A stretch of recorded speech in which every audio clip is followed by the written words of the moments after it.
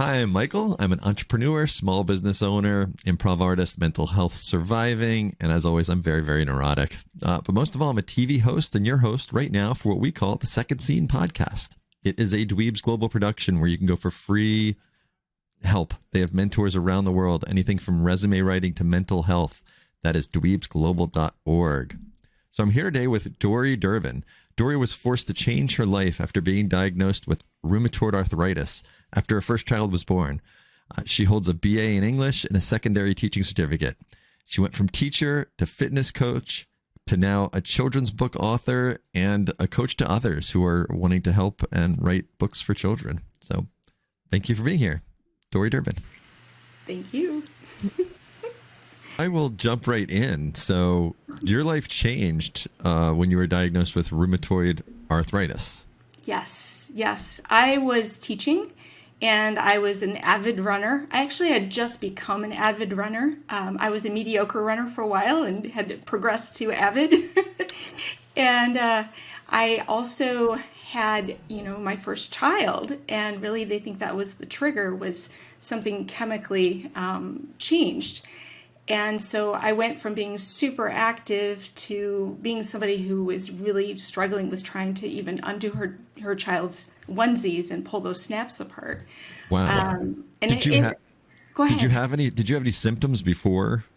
No, you had your child? That was the weird thing. It was kind of like you hear about people saying they kind of woke up and it was like, it just happened. And it felt really like that. If I had symptoms, I didn't know I had them. I just kind of started to notice parallel sorenesses in my hands and my feet and shoulders. And I'd think, what did I do? But of course, at that time you have a newborn, you're not sleeping well, you're carrying a new weight awkwardly, so you're kind of justifying things in your mind as far as what maybe it could be. And so really rheumatoid arthritis was like the absolute last thing in my mind. I actually didn't even know what it was until I had it. Right. So what is the pain like? Describe the pain to people who don't have rheumatoid arthritis. So to understand it, you might have to understand what happens in the joints. Really, it's an inflammation in the joint itself. So the joint is held in the capsule, and that capsule expands and swells. So if you imagine that, if you hit your foot on something and it swells up, all the nerve endings get fired up and it turns red, and sometimes it even gets hot.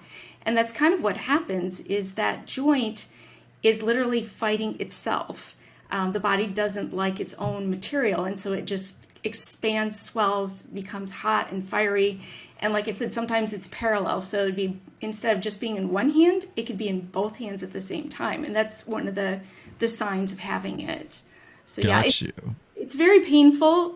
Using like your fine motor skills is really tricky because you're swollen. And so it's kind of like having these sausage fingers that, you're trying to use. And I can joke about it, but it's true. It's just, you just don't have that dexterity or that ability that you did before. Right. Can you see it? Can you see your knuckles swollen when you look down at your hands? Is it something that's visual? I can show the camera. You could probably see it. I feel like sometimes I have like these fat Hulk hands on little skinny arms. But oh no. But they work, and I'm at the point where I'm able to function, and it's been a long road, but it's gotten to that point where I can actually use pens and draw and create instead of not being able to undo snaps. So, it's a big difference. Right. So how'd you get through the first few years of motherhood when you hadn't figured out how to feel better? Yeah, it was tricky. I definitely would say that I emotionally was in a huge roller coaster. I was mad. I felt robbed of a lot of the things that I thought that I should be doing. I don't think my kids really knew any different because I had two within 2 years. And I think the hardest thing, actually, Michael, was the doctor told me that I really needed to be on some heavier medicines. And in order to be on those heavier medicines, I had to decide either I was going to get pregnant right away or not have any kids for a while, at least till my body had calmed down. Right. He literally gave us 3 months and said, you have from now until the time I see you again to get pregnant. And if not, then you're going on these heavy meds. And so, again, backing up, my son is like a year. He's just barely over a year old. I'm still figuring out how to be a mom, how to be a wife in some ways, how to function. It was really tough. And we literally must have come down to like the last possible week to get pregnant. And somehow, through God's help, we amazingly got pregnant. And I was able to say, whoa, you can't treat me yet with that heavy stuff. And so we had our daughter. So it really relied a lot on me trying to find other ways to do things. It relied on me being very patient with the process, which was super hard as a mom, and like I said, lacking sleep and trying to juggle all of this.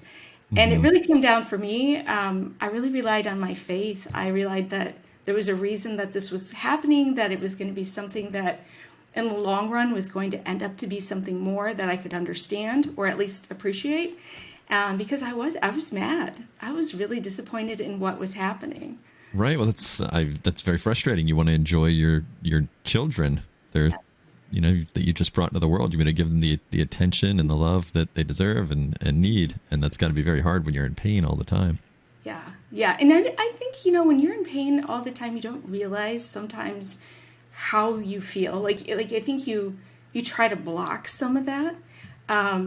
And kind of pat it down. And so I remember looking back and thinking, my poor husband, I don't know how my poor husband survived it, honestly, because he would get home and I was like, blah, like I had held everything together for the day. And right. He was home and he uncapped the cork, and it's definitely one of those things where you look back and you hope that, this is terrible to admit, but you didn't scar your children in the process of trying to figure out how to help yourself. Right. We all have those situations where we feel like I could have been a lot better mom. I could have been a lot better wife, but in the moment, you're just trying to cope with what you can do and what's realistic for you. Yeah, I think I scar my kids daily. So it's... We might all do that still, inadvertently, of course, right? Yeah, but that's not a literal scar, but yes, I think it's all parents. Yeah, I think so. Yeah, it's part of how we raise our kids. We do things and then learn afterwards. And we find out later that we mortified them and just had no clue, right? Oh yeah. I have such a greater appreciation for my parents now and seeing it from the other end. So 100% agree. I agree. I think what was really interesting too with the whole process was that I was one of those people, very stubborn, very independent, and I never really looked out to see if anybody else out there was going through it. And now in retrospect, and especially working with kids now and parents now and much more, I feel like had I done that, it would have made a huge difference. And it would have probably taken a lot of the guilt off of me. Because even just what we just did and saying, I screw my kids up all the time. Maybe my parents too. Right.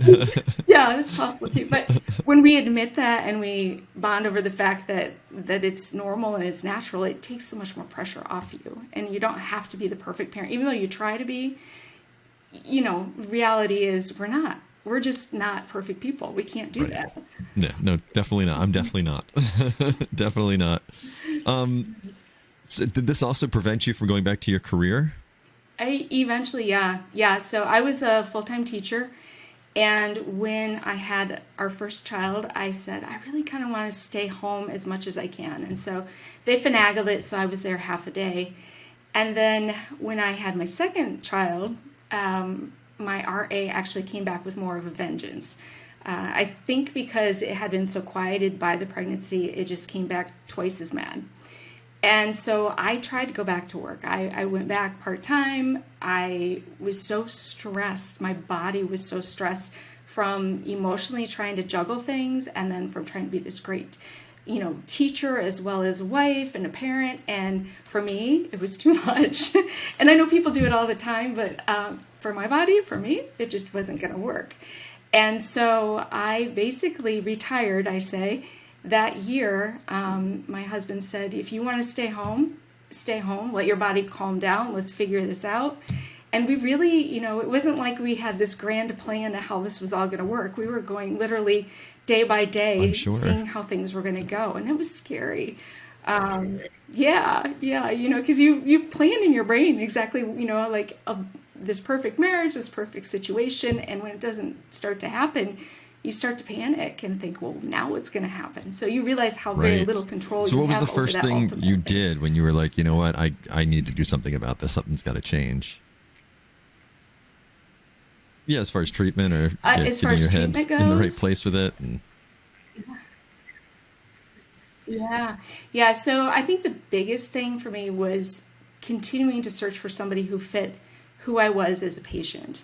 I had a couple doctors, and I just felt kind of like they were just kind of pacifying me. You know, here's some more medicine. Go on, lady, go home. And I get it. I mean, I get it's not easy to see people, you know, a person after person in pain. But once I started to find doctors who actually were looking for alternative ways to deal with what was going on with me, were encouraging me to be active, recognize what my lifestyle goals were, that made a huge difference. And I felt like I could really trust in what was going to happen and trust that this was going to get better over time. It wasn't just going to continually get worse. You know, mentally, I think it was a matter of looking at my family. I had to look at my family and say, what is it that you want that you can still provide? You know, maybe you can't crawl around on the floor and chase them and jump all over the furniture and things, you know, because that's just not smart for my body. But I can still do an awful lot of other things that are still bonding, that still enable my kids to be active and healthy, even if I wasn't. And so it took a little while to get to that spot, for sure. I had to get over feeling bad for myself and, you know, being angry, but I know it came with time and with trying to observe the small wins that were happening along my path. And that was probably one of the biggest pieces, was making that recognition. That's got to be so hard, though, better, to wasn't accept things that you can't do and take that as part of the healing. Yeah. Yeah, you know, I can't tell you how many times I've tried to start running again, even now. And my husband will look at me and he'll say, you know, you're not really supposed to be doing that. And I'm like, I know, but that's why I want to, you know, so it's kind of one of those, like, yeah, you take it, you accept what you can accept, but there's also this challenge of like, well, why can't I? Nobody who is just determining what is not okay for me it's me. And so, you know, that's where, you know, kind of pulling up the pants a little bit and trying it and see what happens. So what have you done to improve and not just tell yourself you can't do something? Like you had to have also wanted to improve the way you feel. So what are some things that have really helped? Yeah. I think taking small risks, you know, they're calculated risks, but they're small enough that they're doable. For instance, when I do good back, I know, for instance, that I need to run for my head. So what do I have to do? I have to lift. I have to be active. I have to make sure I have the right shoes. I have to make sure I'm taking care of my body in all the other ways that I really can. Maybe not perfectly, but the best ways that I can. And I think that's the same through career-wise, you know, even parenting and being a spouse, all those things where you're just doing what you can do. And I had to be real. Like, there were days that weren't going to go well. And instead of getting bogged down by that and feeling like I couldn't overcome that day, I had to put it back behind me. And so my retired stage was kind of like in my brain too, like, this day is retired. It's over. It's done. I can move on to something else. And having that perspective of just, there's always something new, and staying positive towards that. So that's really a big deal in my brain. Oh yeah. I think a lot of us do. A lot of us take that route. Yeah. Well, I mean, it's the easier route, and it's the easier route to continue. So what are some of the things that have helped you the most as far as diet or exercise? And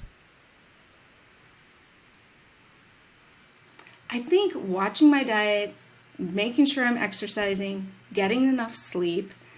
Sleep for me is really hard because my brain doesn't like to shut off, and so I'll lay down and I'll just think. I know that very really well. Work to let go. My brain does not stop. Oh, it's terrible because you could be up at 3 and get up and do work and then stay up anyway, you know, and you're just dragging all day, but your brain at least feels better. But there has to be like there's a realistic perspective that your body just can't keep doing that.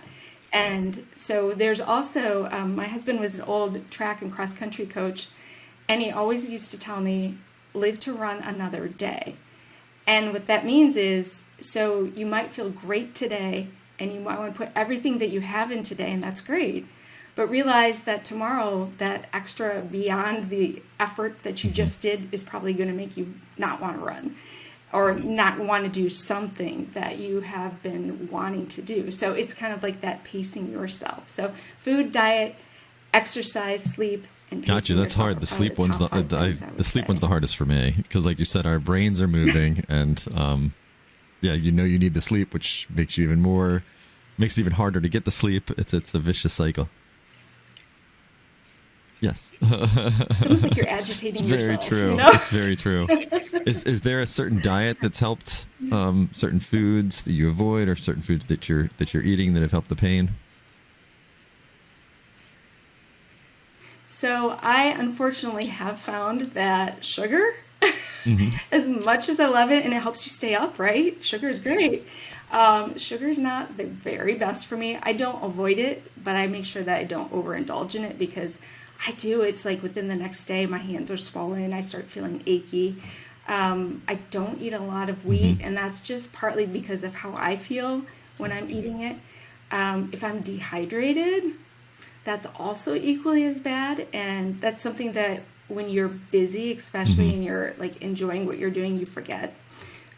So those pieces, I did go vegetarian for a while, and actually for like 2 years I was vegetarian, and I had convinced myself that I felt so much better, and then I kind of fell off the truck. I don't remember what set me off, probably sugar, but I fell off, and I started to eat meat again, and I was like, man, I feel better on the meat. So I just went back to like a normal, common, healthy diet, the best that I could do. But I mean, it sugar's does make a terrible big for difference. people. The sugar It's is terrible, huge for me. and I'm still trying to. I'm trying to educate myself on which sugars are bad and which are good, and because I react to fruits, I can't do too much fruit. I can't do apples. I can't do bananas. I can't.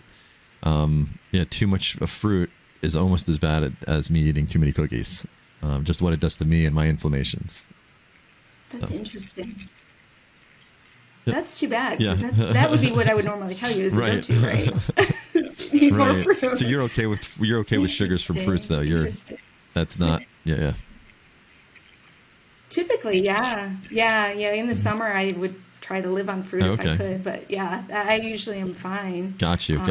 It's that refined stuff that gets anything me. refined or processed, it's also nails my. I have a lot of inflammation as well, and it's not rheumatoid arthritis, but it's something in between. But that can be just Yeah. as painful. It just maybe isn't just in your joints. Do you find that your head 'cause gets again, cloudy that when you space have filled. inflammation as well? Yeah. Yeah. I kind of want to just sleep, like I try to use all of my natural, routines and think through things. And I'm just like, I just kind of want to watch TV. Yeah. Have you ever heard of low I'm dose tired. naltrexone? Yeah. Okay. I'm a heard of it. I huge don't know advocate for anything low about dose it. naltrexone for inflammation. And I know that it's helped a lot of people with rheumatoid arthritis as well. What is it? So it's something you might want to look into. I don't know. I got my cousin on it, and she said it almost cured her a lot of her symptoms, a lot of her swelling. Yeah. Wow. You know what? Is it an NSAID I'm or not that NSAID? well educated on it. I know that they used it at a much higher. The reason they found it was because they were using it at a much higher dosage to help people get off of like heroin, especially people who had AIDS, and they realized that people wow. that were taking it that had AIDS were living a lot longer because it was helping to cure their it was helping their inflammation. But this is at a much lower dosage, like it's at a super low dose for the medication. And there's groups all over the place that are heralding for it, and there's a lot of studies going on with it. So low dose naltrexone. Yeah.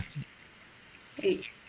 Yeah, Okay. I'll find out Terrific. more and let you know if I try it. So what have you done with yourself now that you've left your first career and you're dealing with the rheumatoid arthritis, and what are you doing now? I'm sure you're not just sitting on your hands and not doing anything. So no.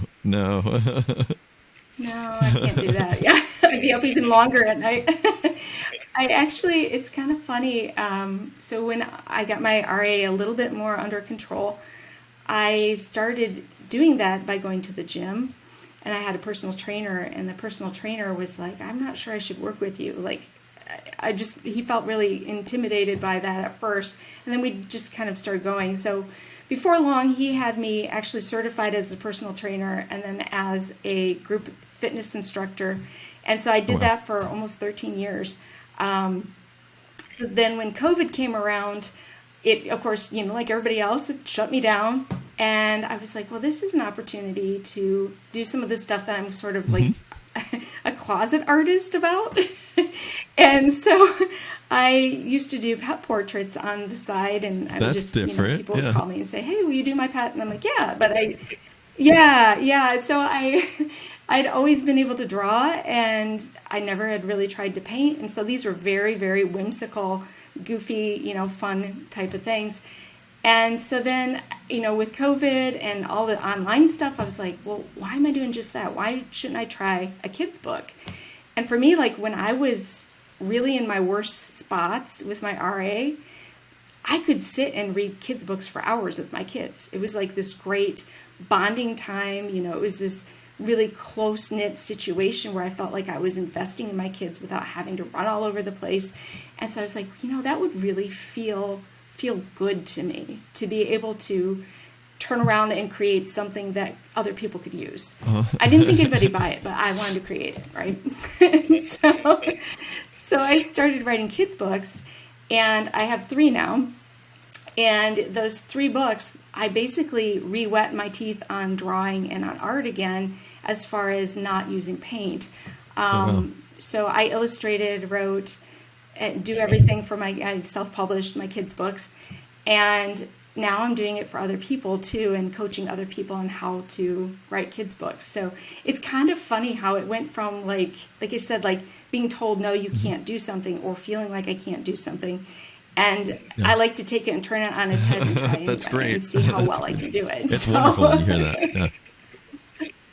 So oh, thank you. Well, and I know it's not for everyone, but I feel like if I didn't, I seriously would I wouldn't feel like I was fulfilling my purpose. Like I just wasn't living up to what I thought that I could do. Right. So were you always an artist? Was art something always in your background, or? So I would have said no, but my mom pulls out this picture from kindergarten just recently, and I'm a huge cat lover.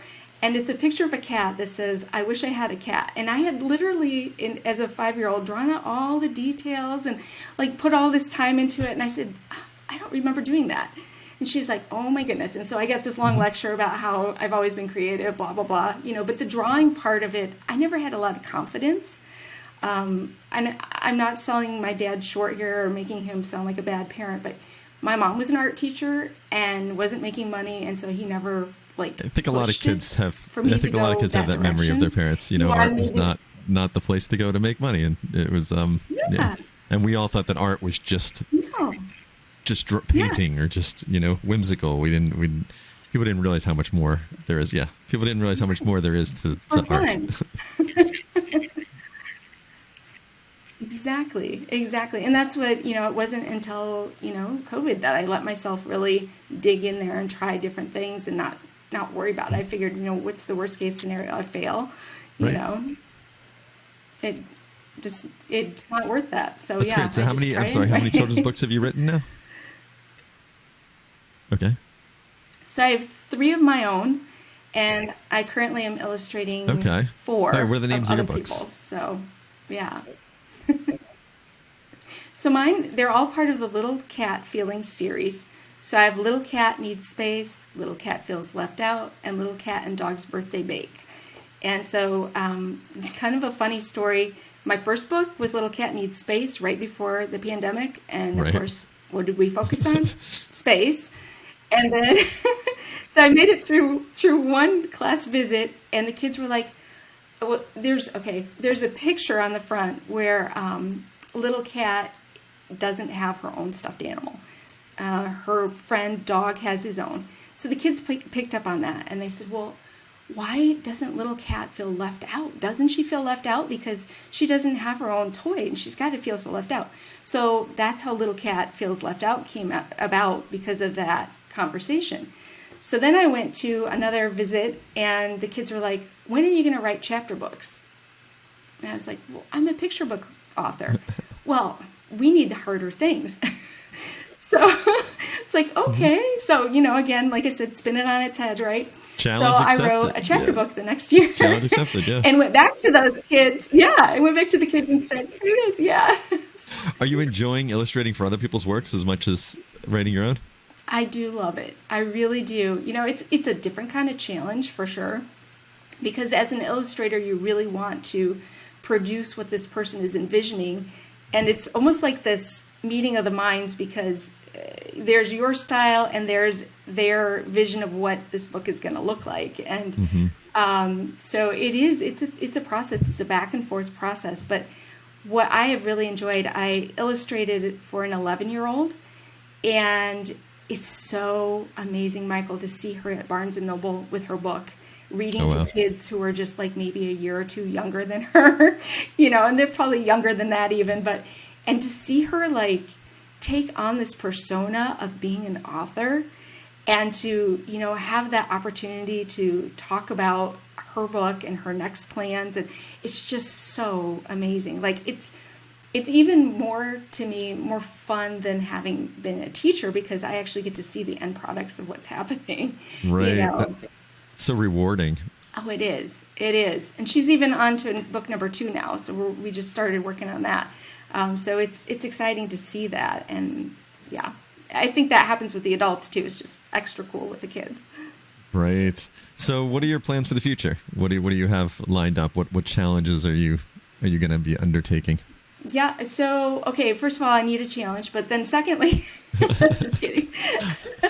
No, I definitely will write another book, and probably what I'd like to do is expand my older kids' books so that I do more of those. I am offering some classes now where I do some group coaching, and so that's brand new to me.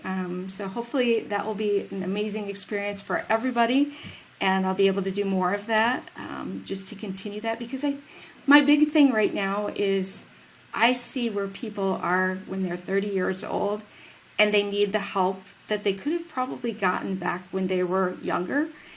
And I feel like if you're an expert who has a message, who maybe has never considered it before, that you should really take the opportunity to write your own kids book or have a kids book to reach some of those kids that you could reach earlier. And so that's what's on my heart now, is really trying to get that out there, where I'm saying to the dentists, this even thought leaders in the industry, hey, what is it that you want to happen for the adults? Why don't we start working on it when they're the kids and help an entire family instead of just focusing on one adult? And so that's my new focus, I guess. All right. Well, daunting tasks you're putting in front of yourself. Yeah. Might as well do it, right? Yes. Sounds great. Well, people can find you at DoriDurbin.com. That's DoriDurbin.com. Yep. And Great. Thank you so much for being here. This was our 8th try with our technology fumbles. I think so. But I appreciate you hanging in there and allowing me to talk to your audience. It was great. Oh, I appreciate you coming back again and again and again and making it work. Not a problem. So, well worth it. Thank you, Michael. Yeah, no, you've got a great spirit. So I'm sure you're helping tons of people and reaching tons of kids. So thank you for doing that. Absolutely. Thank you.